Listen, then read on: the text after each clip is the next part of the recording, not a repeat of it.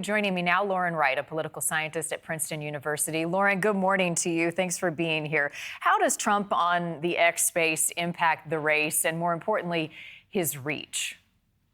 I don't know if it has that much of an impact. And of course, the technical delay does not help at all there. You lose a lot of people. Maybe there would have been more than a million if you don't make them wait for 40 minutes. But, there's some good highlights. There's some bad highlights. I would say, it's a positive attention garnering device because Elon Musk is not a journalist. He's someone who's endorsed Trump, and it's going to be a friendly interview with relatively softball questions by someone who really likes you, two people who like each other talking to each other. And then the exposure to maybe audiences who don't consume traditional media could get you some independent minded voters potentially. And so for Trump, it's a positive messaging device. I'm sure the Harris camp will pick apart, more in the next few hours and highlight some of those more controversial comments. But compared to what Trump normally says, there were fewer personal attacks and it was relatively more policy focused than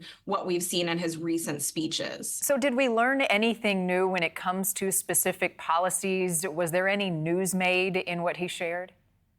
I'm not sure about news, but there was one part I found very interesting.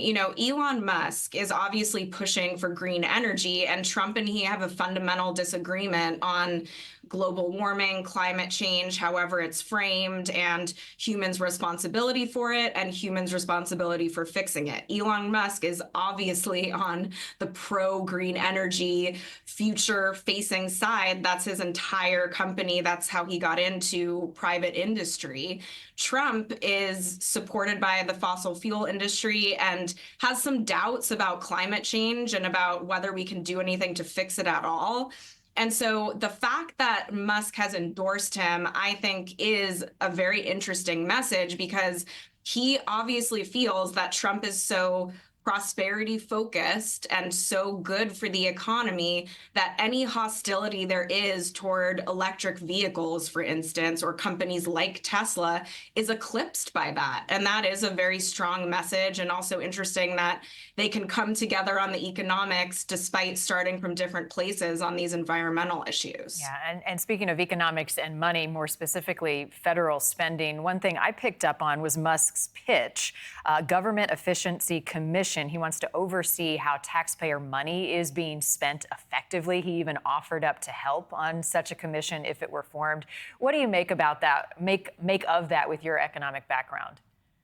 Well, commissions sometimes can be very efficient. More times than not, if it's a government commission, it's just another added layer of bureaucracy, and they don't function all that well. And it doesn't matter what they're charged with.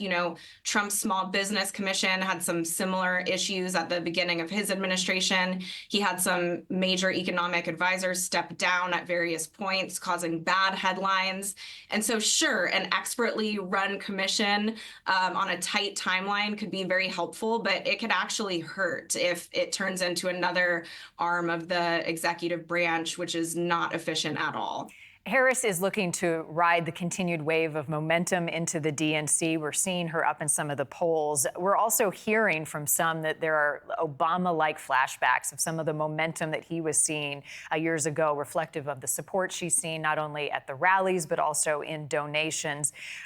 How do you expect the strategy to continue to play on that going into the DNC and beyond?